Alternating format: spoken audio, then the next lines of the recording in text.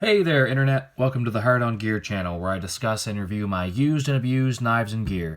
Whoops! I just spent too much money on a knife. And I know too much is a relative term, and to some people, 50 bucks is too much. To some people, 100 is too much. Serrations. When I order my next Recon 1, I promise you it will be a straight edge, not the combo. I've certainly learned to love a straight edge.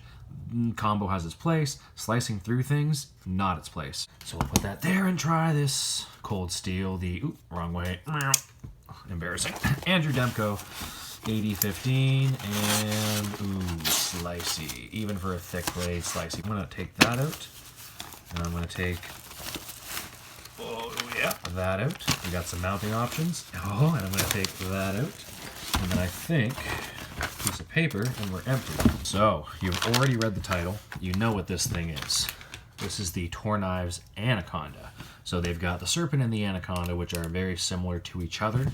The Serpent is the Tanto version, and what a nice box. I paid probably a few bucks for this into the total price of the knife, but I can see why the presentation is worth it, because I feel like I'm opening up a bit of a grail. And for me, paying 350 bucks Canadian for a knife, this is a new record. This, by the way, is 100% a splurge. I did not need this knife right now. I did not plan to buy this knife right now. Without any further delay or ado, there is a nice little description in the box with the specs a little bit. Yeah, cool. There's a nice cleaning cloth, fancy Toor Knives sticker, which matches the size of the new hog stickers pretty much. Yeah, look at that. Little card here with warranty, guaranteed for life. Lifetime guarantee. It guarantees structural integrity of the blade and all that. Of course, like any warranty, don't be stupid. It's not an SE warranty, but it's still pretty damn awesome. So yeah, so this is Cam, I believe, and it's two brothers, ex-mill guys. Started in 2014, pretty new company. This stuff is custom as it gets for a production-ish knife, but these, but they say right down to the screws, are handmade in America. I'm not going to do anything too crazy yet because I'm going to hurt myself. This is the Toor Anaconda. I'll move this box here. I'll get the sheath out of the way. Kydex sheath, little tube of frog lube. Free, anything like that, and an expensive knife, I'll take it. High quality packaging, and yeah, we'll get that box out of the way for now. So, you see it's got the retention ring, so when you're drawing it from the sheath, it gives you the option to grab. I have large hands, not like huge hands. I can squeeze into a medium glove like spandex, but just kind of the smaller end of a large. So, if you've got extra large hands, that pinky ring would probably put you in a position where you'd fill up this entire knife. If you've got large hands above the ring, you're going to slip right into that finger choil with your thumb on the back, and this thing feels amazing. And of course, if you want the extra retention, if you were doing something a little more tactical than drawing it from that ring in the sheath, you're pretty damn comfortable there, and it's not going to slide around on you or do anything too crazy. And of course, in the reverse grip, if you're going to draw this reverse grip, that wow, yeah, that feels even better that way. And if you were to go without the ring in a reverse grip, it feels just fine and beautiful. And the ring actually provides a nice little, like a pommel for your thumb to rest on to give you a little more retention. A little awkward maybe compared to a typically, like a small fixed blade if this was just a regular pommel on the end here, but still works quite well. It gives you a lot more versatility with the ring, and depending on what you're doing, you might want that extra retention. If you're using this as some kind of a tactical blade, well, they say blood is about as slick as oil, and I've only ever dealt with animal blood, not people blood, but if you're using knives around any kind of blood, things can get slippery, and I'm sure if you needed your life to depend on this, you wouldn't want this slipping out of your hand at the wrong moment. So the retention ring, while it's great for twirling around and doing fun stuff, I'm in a small space with a new knife, and I don't want to cut any wires or put any holes in my wall at this moment, or in myself, I guess, would be important as well. Yeah, it's not meant to be a fidget ring, but if you want it to be, kind of fun. So Toor Anaconda, give you the price again. So in American dollars, you're probably going to pay a little bit closer to like $250, $270. Blade HQ's got it listed for $275 American. Then in Canadian dollars, I paid $350 for this bad boy with the shipping and the everything else. It was over about $400 because I got a couple of mounting options. So I'll give you the full specs here in a minute, but just to let you know about the sheath. This sheath, I think, is one of the better sheaths designed for any fixed blade ever, especially for a combatish, tactical-esque, or even just an EDC, like a fixed blade that you didn't want to be printing underneath your shirt, or just super cumbersome to the point where you wouldn't want to carry it. This sheath, now from what I've seen on the videos, there's not much of a snap, but it's supposed to fit like a glove. So that, wow, whoa, okay, that's weird. Doesn't, holy smokes, how do they do that? So that doesn't feel like it's in all the way at all. But once it's in there, it's in there. So that is a neat way to do a sheath. You just have to give it that one little extra push beyond just sliding it in. So there's in, and it's not in, but it's still not coming out, but you can pull it out easily. Once you give it that little thunk, it doesn't click in, but that's in there just as good as any like Securex or like a K-bar 1211 sheath or anything else like that with some good snap retention. Pretty impressive. So this is a Kydex sheath, and you can see the way they've got these different mounting options in here. It comes with this one screw for the tension, which I'm sure I can make this even more retentive if I wanted to, or if you wanted to slack it off for whatever reason, I could slack that screw off. So I've got two mounting options here that I purchased for about 12 bucks a piece. You can get them on the Toor website, but I think most of the knife companies that sell the Toor Anaconda and Serpent are going to have the different mounting options. And actually, I think these mounting options apply to most of their sheaths that they make for the different, a lot of the different tactical knives around this size. So this is the inside the waistband clip, which is the way I'm probably going to carry this a lot of the time. Now I'm not carrying this to be concealed because in Canada you're not allowed carrying concealed weapons, but I'm going to carry this as a everyday carry fixed blade because this really is an incredibly great utilitarian blade. S35VN, great blade steel and great blade shape. I love this spear pointy type drop point shape of a blade. Great for all kinds of stuff.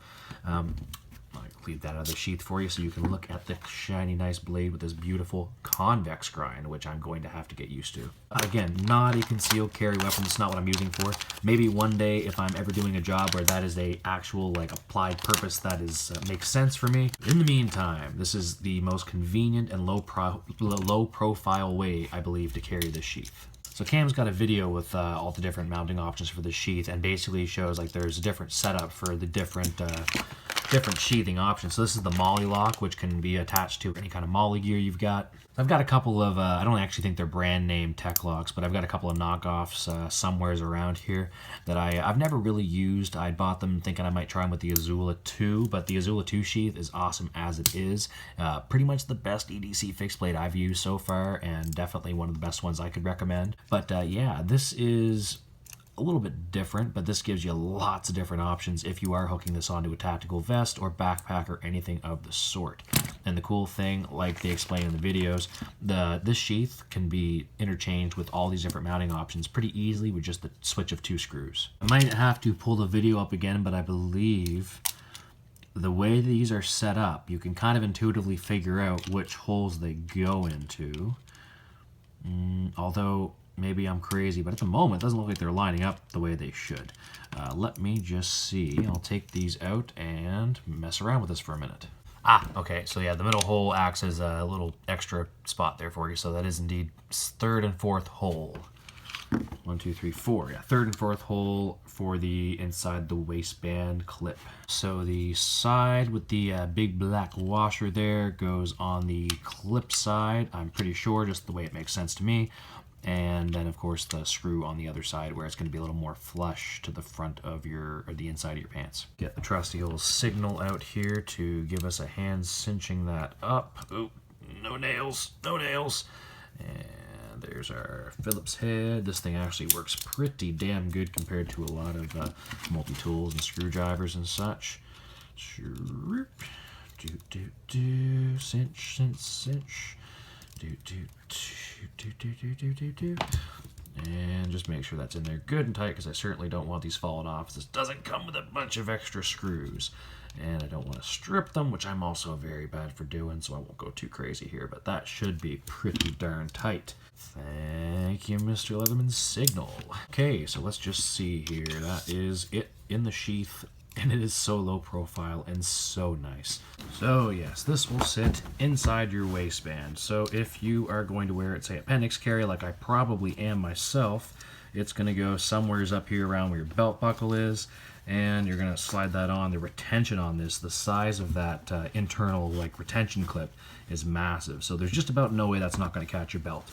That being said, this thing here, if you look, the belt is probably only going to fit like a 1.5 inch belt, a 2-inch belt, like a big gun belt. It's probably not going to do the trick, so that's interesting. But I'm sure, yeah, I mean, you could probably squeeze a big belt in there, but I don't know. Maybe the Ulti clip, there's different clip options. The Ulti clip is the one that I almost got but didn't quite pull the trigger on, but that's sort of one that'll slip into your pocket like a EDC knife, like a pocket knife, except fixed blade. So maybe that would work as inside the waistband as well. For me and the belts I wear, this is going to work just fine, and I'd say, yeah, that's going to be about the spot where I probably carry this thing. There we go. So yeah, that's got pretty good retention, solid, and you could wear that on your side of your hip, you could wear that on your back, you could do all kinds of stuff with this. Inside the waistband, pretty much limits your options as far as like if you wanted to carry this externally or scout or appendix carry. But yeah, you definitely got your different mounting options with the Molly, or you can get the Ulti clip, that Ulti clip, whatever they're on now, but they've got that Ultimate clip, which is essentially a really heavy-duty pocket clip that's got a lock that fastens over it. I'll probably be picking one of those up too. I probably should have pulled the trigger on it, just my cart was already pretty expensive with this bad boy on it. So, oh, hey, 8015, didn't know you were still out here. How you doing? Hey, Recon 1, you too, eh? Kind of blinded by this beautiful little thing right here. And you'll see the 1201 on this. This is not model 1201. This is the 1201st Toor Anaconda that they've ever made. So these are pretty low production numbers. These are, again, all handmade. They've got a decent staff of, I don't know, maybe 10, 20, 30 people in the Toor factory now in, oh man, where are they at? In Idaho, I want to say? No, that was Tops, which I just unboxed the Tops Mill Spy Elite here not too long ago. But Tops is made in Idaho. Toor is made in around San Diego, California, where a lot of like a lot of SEALs and a lot of Marine bases and a lot of military down around the San Diego area.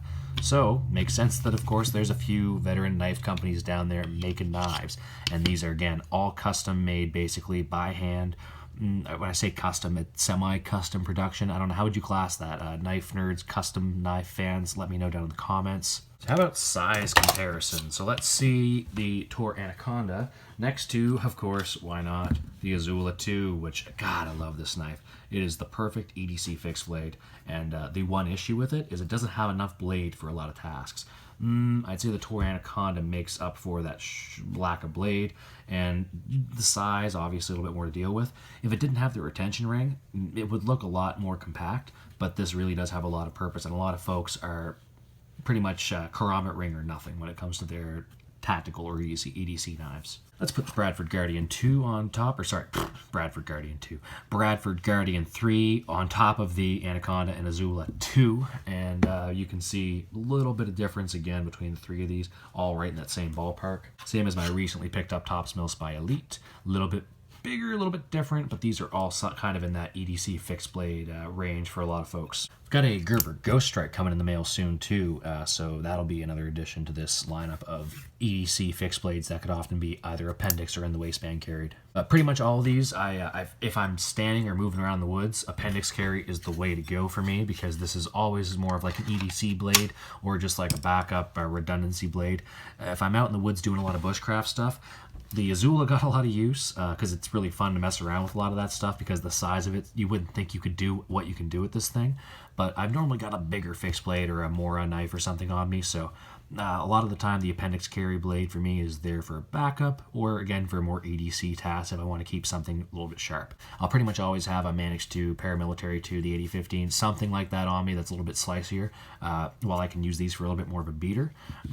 I don't know if I'll use this as a beater. Something like this will be kept pretty sharp in case I need it for something that you need a really sharp knife for. But yeah, I have been just talking and rambling about this thing. I'll give you the specs. So this is, like I mentioned earlier, S35VN steel. Correct me if I'm wrong, but I would have to guess this is a DLC diamond-like coating on this knife. This is the Shadow Black version, so you can get this in Shadow Black or what do they call, serpent green, I believe. I didn't want the shadow black version because I'm a loser and I like tactical black looking knives. The black on black really is my feel, and for the purpose that this knife one day may serve, I would rather this be all black. So the knife is 8.25 inches in overall length, with about a 3.75 inch blade and 3.5 inches of cutting surface.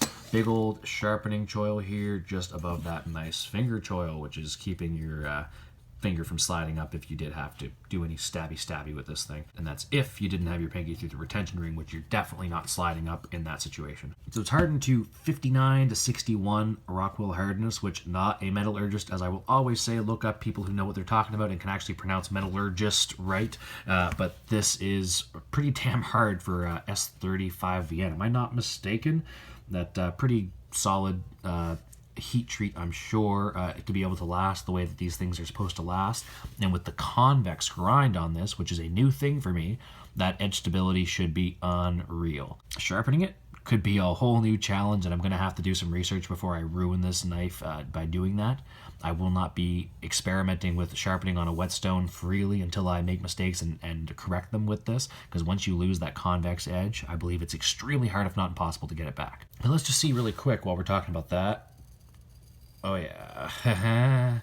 When a knife is this sharp, when it's so sharp that you're scared to cut the arm hair because you feel like you might accidentally flay your arm skin, you know you're talking about some serious cutting. And the only thing I've felt cut quite this well was the Mannix 2 and Spyderco Paramilitary 2.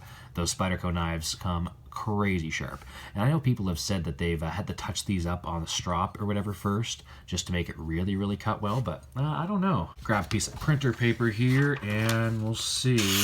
Ooh, that bit so hard. Oh, no push cut there. But yeah, no, definitely. Oh, still bending me. Oh, okay, so it's not as crazy as like the Spyderco, but you can get a push cut on this. But it might just be the edge geometry, where it's not a full flat grind, it's got a little more roundness to it. It doesn't quite punch through as clean. And an S-cut? No, not so much on the S-cut. If we want to just do some slicing, it's definitely slicing. But I can see how, yeah, if you're talking compared to something like a brand new PM2, well, even this Paramilitary 2 is not that brand new, but it's still got most of its factory edge on there, just a couple little chips towards the tip. I have not sharpened or touched this up yet. Yeah, this thing still cuts like a... This is a slicey blade. This is a meaty, chunky, beefy beast with a convex edge. That's going to be probably sharpened a lot less than this thing's ever going to be, but you're not going to get the same slicing performance. So the Anaconda's got this drop point blade. If you get the Serpent, which is like the same exact knife except with the Tanto edge, the Tanto tip, you're going to see totally different performance as far as your cutting out the tip goes, and you're probably going to get some penetration that you're going to end up breaking the tip with this thing. You could punch through a car door, I'm sure, with either of these. Wouldn't recommend it, but if you had to. But the Tanto edge is probably going to be able to punch through a bunch of car doors. Eventually, if you hit this thing the wrong way, that tip's probably going to snap off. Again, wouldn't recommend it. Probably not what they thought about when they made these knives, but if you're looking for something slightly more rugged and durable, then the Serpent might be what you're looking for. Yeah, so the big bad Recon 1 here, weighing a little over 5 ounces. The Toor Anaconda, while it's a nice beefy chunk of S35VN, it's still lighter by 3/4 of an ounce or more than the Recon 1. Now with the sheath, it's, again, a little bit more, about almost 2 ounces for that sheath, but very lightweight, easy to carry, pretty low profile knife. I'm not gonna get ahead of myself too early and say that it's super low profile, because for the last 2 or 3 weeks I've been carrying the Tops Mill Spy Elite, and I've been carrying it a few different ways. I've tried appendix, but the sheet's a little bit too big. The same as the Bradford Guardian 3. I'd really hoped this would carry better than I thought it would, but it's just a little bit bulkier than I expected. There's just been nothing so far as a fixed blade EDC that carries as well as the Azula 2 in that standard sheath. The Artemis sheaths I hear carry even better, and you can get, this is almost built like the Artemis sheath, and you can get the 2 loops for these if you want that kind of attachment instead of these clips. Sorry, this is the Tops sheath. You can get the 2 loops for this that'll fit just like that Artemis sheath, so you want to wear it through your belt, scout or appendix carry like that, you can do that easily enough. The Azula 2 right now really is the top for me for fixed blade EDC. The Tops Millspy Elite is a phenomenal knife, and I love this thing, and I've been carrying it upside down on my left side and just drawing it either in a reverse grip, or I can even just reach it. If you got good enough shoulder and wrist flexibility, I can grab it in a regular grip in the reverse like this and pull it out. Now, if this clip could be attached to either side so you had unlimited options, it would be perfect. I don't know why they didn't figure something out to do that, but I guess they wanted to keep it as low profile as possible. But it sticks out a little bit too much. So appendix carry inside the waistband with this, I'm going to try it out. The way that the sheath's designed, it's not going to stick down into my junk as much, and I think this is going to be a little bit more comfortable. Now, will I try it in different places? Sure. Will I put the molly clip and the tech lock on and try that appendix carry? I definitely will. That's going to stick out quite a bit, appendix carry, unless you have like an extremely wide hip base. Your stomach is somewhat round, and this thing is going to poke out on the convex of your stomach. Even if you got a flat stomach, it's probably going to pop out. So I don't think Scout or appendix is the way to go with this. Carrying it on a backpack or a shoulder strap or a vest or inside the waistband, probably the way to go. I'm going to try this definitely at my 9 o'clock as I'm left-handed, but I'll let you know how I fare with this phenomenal handcrafted piece of gear. And you know, I thought I'd use the ring is really designed for retention and knife fighting, and if you are going to draw this from the sheath, it gives you a really easy pull without missing your draw. So once you do that, if you wanted to re-grip, it's pretty easy to do so, and you feel really comfortable with it like that if you want to use it for regular use. This is more tactical, and it's not as comfortable as using it in a regular grip. So this thing is going to be very much used and enjoyed, and it's going to be carried a lot. And like I said, I'm using this mostly as an EDC blade, but this has got all kinds of purpose, and if you're not into tactical stuff, this probably isn't going to be your jam. Totally understand that. If you think I'm missing out on something that's I'm not aware of in the knife community that's going to be a better alternative, as always, let me know down in the comments. The comments section is my best friend. You guys have taught me a lot already in these first 7-8 months of the channel. The other knife I almost ordered instead of this is the Amtac Northman, or Minuteman, which probably the Minuteman. So the Amtac Minuteman will probably end up in my inventory at some point, and that'll be a good comparison for this thing. It's very similar in its purpose and its design, just different in its execution. Quite a bit different, more of like a triangular blade. I'll post a picture up here on the side so you can see the difference between the Amtac Northman and the Toor Anaconda and Serpent. Same intended purpose, totally different execution.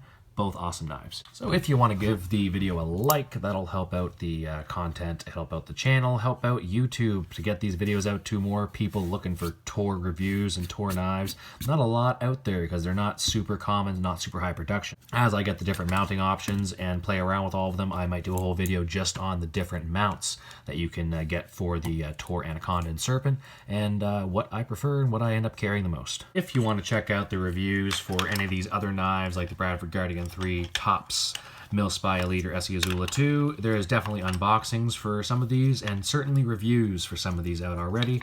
Feel free to check those out. Or if folding knives are more your thing, got plenty of those videos as well. Just check the playlist off to the side here. Thanks for tuning into this unboxing, which to me was a very special unboxing of a knife that, again, this was a very special purchase that was 100% unnecessary and a splurge that I will call this a really special gift to myself, from myself, and I could not be happier with it. So thanks again for watching, and thank you for your support. This is the Hard On Gear channel, signing off.